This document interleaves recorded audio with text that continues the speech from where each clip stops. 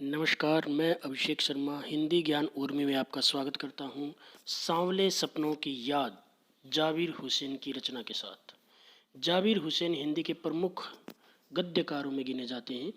हिंदी के अतिरिक्त उर्दू और अंग्रेजी भाषाओं पर भी उनका पूर्ण अधिकार है।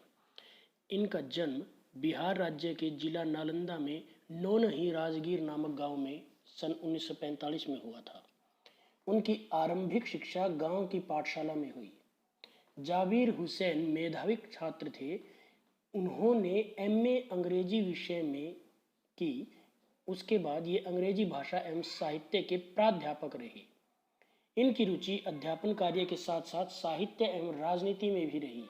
यही कारण है कि एक ओर ये लेखनी के धनी बने रहे और दूसरी ओर राजनीति में भी ख्याति प्राप्त की। 1977 में मुंगेर से बिहार विधानसभा के सदस्य निर्वाचित हुए तथा मंत्री बने। 1995 में बिहार विधान परिषद के सभापति रहे।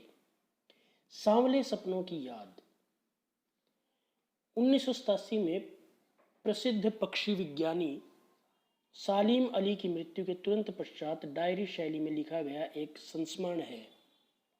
लेखक को सालिम अली की मृत्यु के समाचार से बहुत दुख हुआ था। वह अपनी उसी मनोस्थिति में ही उन्होंने यह संस्मरण लिखा, जिसमें सालिम अली के महान व्यक्तित्व के विविध पक्षों पर प्रकाश डाला गया। लेखक का कथन है कि सोए हुए पक्षी अर्थात मृतक व्यक्ति को कोई पुनः जीवित नहीं करना चाहता। स्वयं सालिम अली ने वर्षों पूर्व लेखक को बताया था कि सभी लोग पक्षियों को आदमी की दृष्टि से देखते हैं। यह उनकी भूल है। हमें पक्षियों को उनकी दृष्टि से ही देखना चाहिए। इतना ही नहीं, आदमी तो सदा प्रकृति को भी अपनी ही दृष्टि अर्थात उपयोगितावादी से देखना चाहता है, किंतु सालिम अली ऐसा नहीं सोचते थे। वे अपने कानों से पक्षियों की मधुर ध्वनि रूपी संगीत सुनकर हृदय में एक रोमांच अनुभव करते थे। वस्तुतः ऐसे ही व्यक्ति का नाम सालिम अली है।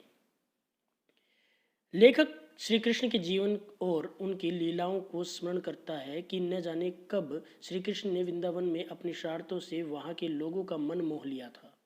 माखन चुराकर तथा अपनी बांसुरी की मधुर ध्वनि से सबके मन को बांध लिया था। कब वे पेड़ों के गहन छाह में विश्राम करते थे, कब संपूर्ण वृंदावन उनकी बांसुरी की ध्वनि से संगीतमय हो गया था। आज भी वृंदावन में यमुना का सांवला पानी उन सब घटनाओं को याद दिला देता है। ऐसा लगता है कि कोई मधुर ध्वनि कानों में सुनाई देगी और कदम एकाएक रुक जाएंगे। वाटिका का माली जब सूरज ढलने पर सैलानियों को निर्देश देता है तो लगता है कि कहीं से वो आ जाएगा और वाटिका का संपूर्ण वातावरण बांसुरी के संगीत से गूंज उठेगा। लेखक पुनः बताता है कि सालिम अली एक दुबले पतले व्यक्ति थे। उनकी आयु 100 वर्ष होने में थोड़ी सी कमी रह गई थी। संभव है कि लंबी लंबी यात्राओं ने उनके शरीर को दुर्बल बना दिया तथा कैंसर जैसी जानलेवा बीमारी उनकी मृत्यु का कारण बनी हो। किंतु मृत्यु भी अंतिम समय तक उनकी आंखों की रोशनी नहीं छीन सकी, जो सदा पक्षियों की सेवा में समर्पित रही थी। उनके समान पक्षियों को देखने वाला संसार भर में दूसरा कोई नहीं हुआ। एकांत के क्षणों में वे बिना दूरबीन के ही पक्षियों को निहारा करते थे। क्षितिज को भी छूने वाली उनकी तीव्र दृष्टि में प्रकृति को भी अपने घेरे में बांध लेने का जादू था।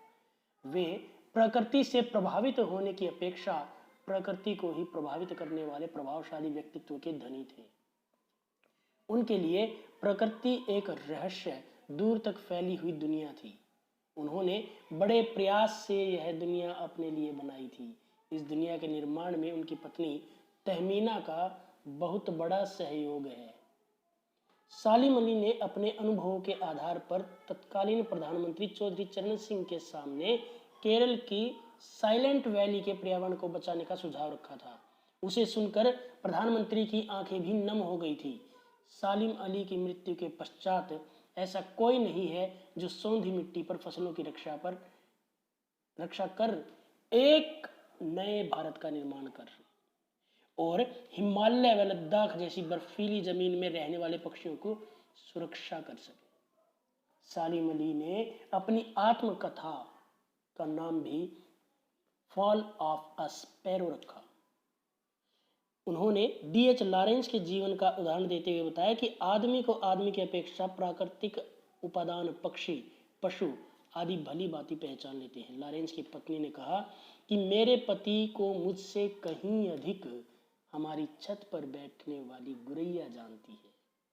सालिम अली ने पक्षियों के प्रति प्रेम रखने और पक्षी वैज्ञानिक बनने के रहस्य को खोलते हुए बताया कि बचपन में उनकी एयरगन से नीलकंठ की गुरैया की मृत्यु ही इसका कारण है। वह गुरैया ही उन्हें खोज के नए नए रास्तों की ओर ले जाती रही है। वे जीवन की ऊंचाइयों को सदा ही छूने का प्रयत्न करते रहे हैं। उन्होंने सदा ही साधारण और निष्पक्ष भाव से जीवन जिया है।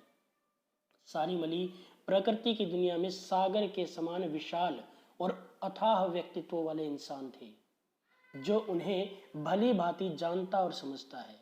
वह उनके मरने पर भी यही अनुभव करेगा कि वे अपनी दूरबीन को लटकाए और पक्षियों की नई खोज के साथ बस आते ही होंगे, किंतु मरा हुआ व्यक्ति कभी लौटता नहीं।